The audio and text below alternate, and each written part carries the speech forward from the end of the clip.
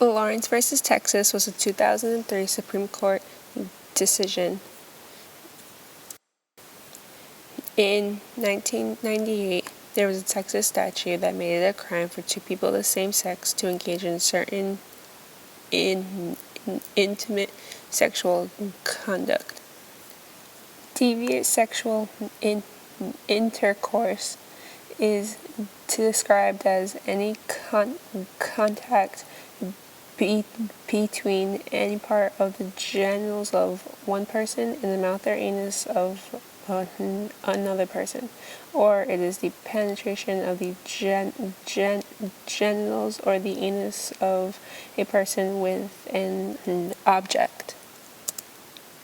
In 1998, there were a couple officers that responded to a weapons disturbance at a private residence of John Lawrence. They saw Lawrence and Tyrone Garner engaging in deviant sexual conduct. The two men were arrested, held in custody overnight, and charged and convicted before a justice of the peace. The issue of the case is whether the petitioners were free as adults to engage in the private conduct in the exercise of their liberty under the Due Process Clause of the 14th Amendment to the Constitution. The Texas statute violated the privacy and liberty of adults to engage in private, intimate conduct under the 14th Amendment. The Texas state courts reversed and the charges were dismissed. Overall, the case was a 6-3 ruling with the majority written by Kennedy. He was joined in by Stevens, Sauter, Ginsburg, and Breyer. O'Connor had a separate opinion.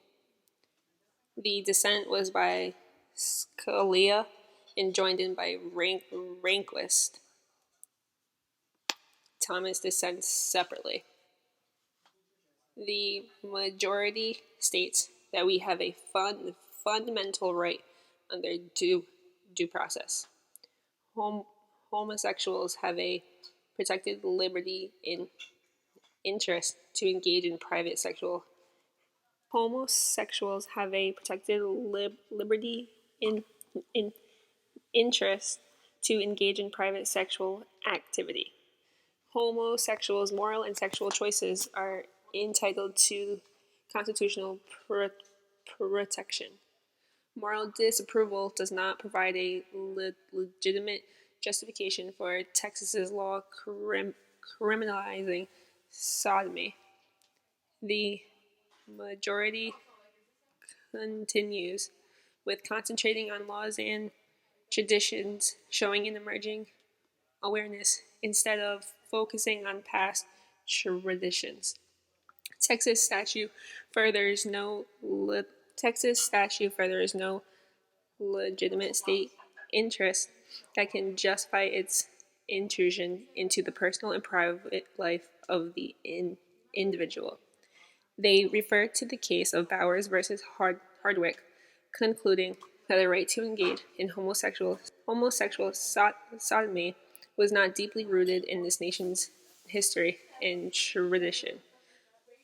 The majority wanted to focus on emerging awareness. Bowers versus Hardwick was a case that involved a Georgia law classifying homosexual sex as illegal sodomy. Bowers versus Hardwick involved a Georgia law classifying homosexual sex as illegal sodomy. It was valid due to the argument that there was no constitutionally protected right to engage in homosexual sex. majority was written by Chief Justice Warren Burger, and he cited ancient roots of prohibition against homosexual sex. He said, to hold that the act of homosexual sodomy is somehow protected as a fundamental right would be to cast aside a millennia of moral teaching. Majority then says that the adult consensual conduct is part of the liberty protected by the substantive component of the 14th Amendment's due process protections. The majority in Lawrence versus Texas uses this case to state that adult consensual conduct is part of the liberty protected by the substantive component of the 14th Amendment's due process protections. The Constitution protects personal decisions relating to marriage, procreation, contraception, family relationships, and child rearing. Homosexuals may seek autonomy for these purposes. The court in Lawrence v. Texas overruled Bowers, holding that it had viewed the liberty interest too narrowly. O'Connor's concurrence disagreed with the overturning of Bowers. She was actually part of the Bowers. O'Connor was part of the Bowers versus Hardwick majority. Disputed the court's invocation of due process guarantees of liberty. O'Connor disputed the court's invocation of due process guarantees of liberty in this context. The law violated the Equal Protection Clause because it criminalized male to male but not male to female sodomy. A law limiting marriage to heterosexual couples would pass the rational scrutiny as long as it was designed to preserve the traditional institution of marriage and not simply based on the state's dislike of homosexual persons. The dissenting opinion in Lawrence states that the same rationale that was used to overturn Bowers could be used to also overturn Roe versus Wade. They objected to the court's decision to revisit Bowers.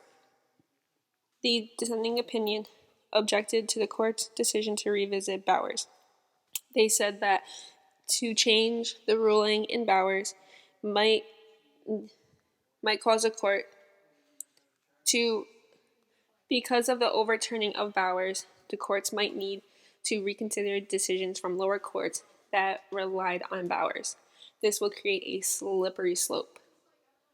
They argued that the majority opinion used a wrong standard of review. The majority used a rational basis versus the dissent argued to use a strict scrutiny. Majority used a rational basis. This is a pliable form of review, and the government need only show that the challenge classification is rationally related to serving the dissenting side uses strict scrutiny, which is the harshest form of review, and the government must show that the challenge classification serves a compelling state interest and that the classification is necessary to serve that interest. The dissenting opinion goes on by Scalia saying that the dissenting opinion was written by Scalia says that the majority applied an unheard of form of rational basis review that will have far-reaching implications beyond this case. Lower courts have read Lawrence differently on the question of scrutiny. In Witt versus the Department of the Air Force, they applied an intermediate scrutiny because they perceived Lawrence versus Texas to also do the same. But in Lofton versus the Secretary of the Department of Children and Family Services, they did not apply strict scrutiny because in Lawrence versus Texas, they also did not apply strict scrutiny.